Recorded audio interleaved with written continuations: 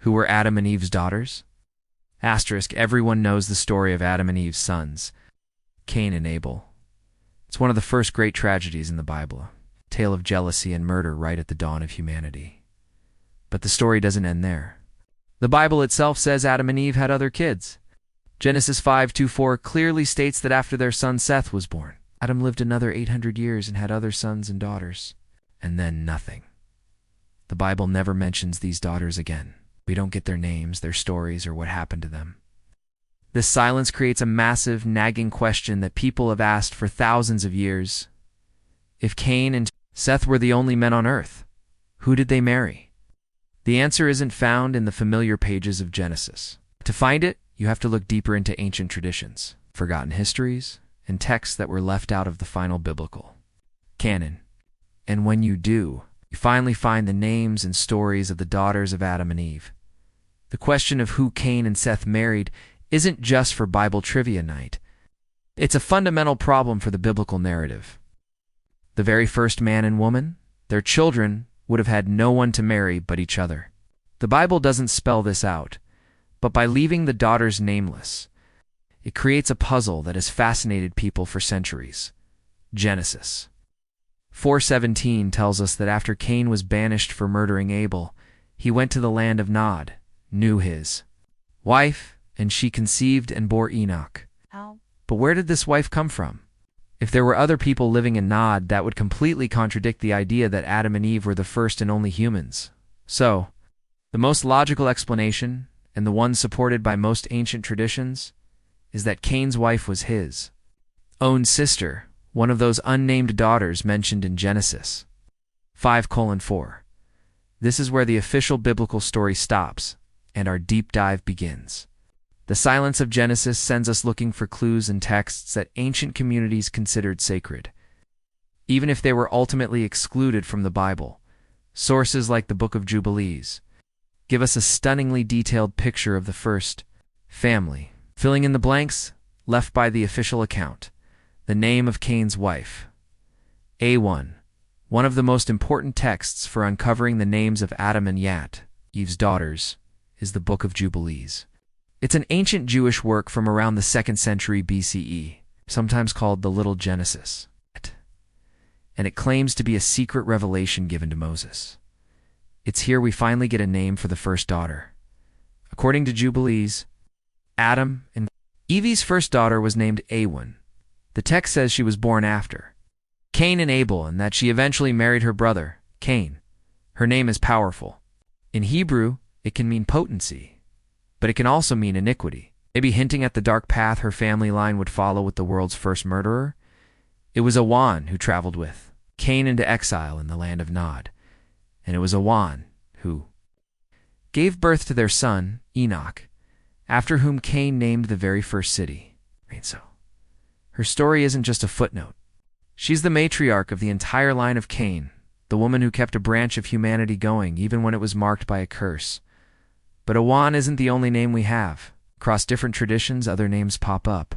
In some Islamic and later Jewish texts, she's called Aklima and is even said to be Cain's twin sister. A 6th century text called The Conflict of Adam and Eve with Satan calls her Lulua, meaning pearl, and the ancient Syriac Christian Cave of Treasures names her Kelima. While the names change, Awan, Klima, Lulua, Kelamatha, core story is the same. Cain married his sister. An act that is completely taboo today was at the dawn of humanity. A simple necessity to fulfill the command to be fruitful and multiply. These traditions don't just solve a logical puzzle. They give an identity to a woman who was essential to the story, but left out of its final pages. Asterisk. The name of Seth's wife, Azurah, after Abel was killed. Adam and Eve had another son, Seth, who Eve saw as a replacement for her lost son. The Bible presents the line of Seth as the righteous one that would eventually lead to Noah and save humanity from the great flood. But just like his brother Cain, Seth needed a wife. And again, we turn to the Book of Jubilees to find her name.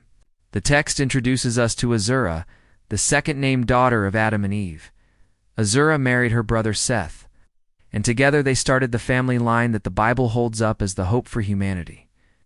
Their first son was Enosh, and Genesis says, "It was during his lifetime that men began to call on the name of the Lord."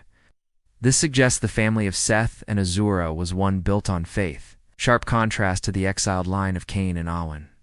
Some traditions even offer a fascinating twist. They suggest Azurah was originally Abel's twin sister and his intended wife. After Abel's murder, she married Seth instead, making their union an act of healing the family's first great wound and continuing the blessed lineage Abel was supposed to start, like a wen. Azurah has other names in different texts. A Jewish chronicle, Seder Hadaro, for example, names Abel's twin Balbara and Cain's twin Kalmana. But Azurah is the most well-known name. It's often linked to the color blue and a sense of purity. It's a fitting name for the woman who would become the mother of the righteous line of Seth and an ancestor to figures like Noah and Abraham. Through Azurah, the human story wasn't just continued, it was redeemed. Why were they erased? This raises a huge question. If the names and stories of Awan and Azurah were known in ancient times, why were they left out of the Bible? How? Why does Genesis mention them in a single verse and then never speak of them again? There's no single easy answer, but there are a few strong theories. The main reason is likely the patriarchal focus of the ancient world. The family trees in Genesis are all about tracing lineage through men. The whole point was to track the line from Adam to Noah to Abraham.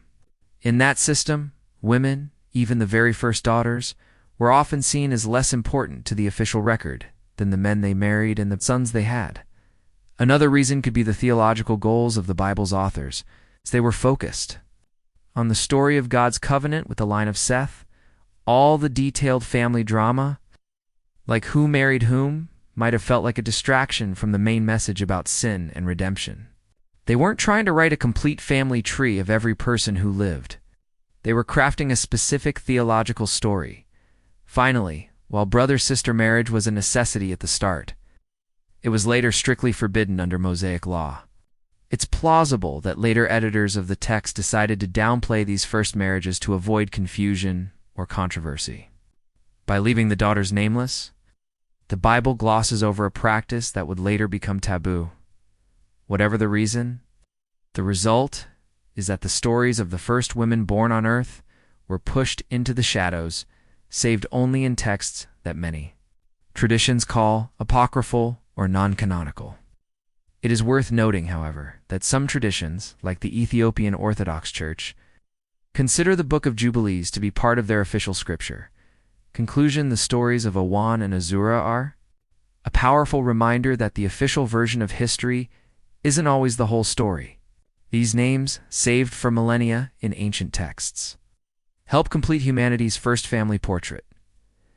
Awan, Cain's wife, represents survival in the face of exile and a curse. Her story is about life continuing, even in the shadow of a terrible crime. Azurah, Seth's wife, represents hope and redemption. She is the mother of the righteous line, whose children would carry humanity's future through the great flood and beyond. The Bible might be silent about them, but in the echoes of ancient tradition, their voices can still be heard. They are the forgotten first women, the unnamed daughters, who became the mothers of all nations. Their stories show us that just beneath the surface of the history we think we know, there are entire worlds waiting to be discovered. If you love digging into these kinds of historical and biblical mysteries, make sure to subscribe and hit the bell so you don't miss our next exploration. We have to ask, what do you think about the stories of Adam and Eve's daughters? Do you believe these ancient texts hold the key? Let us know your thoughts in the comments below. Thanks for watching.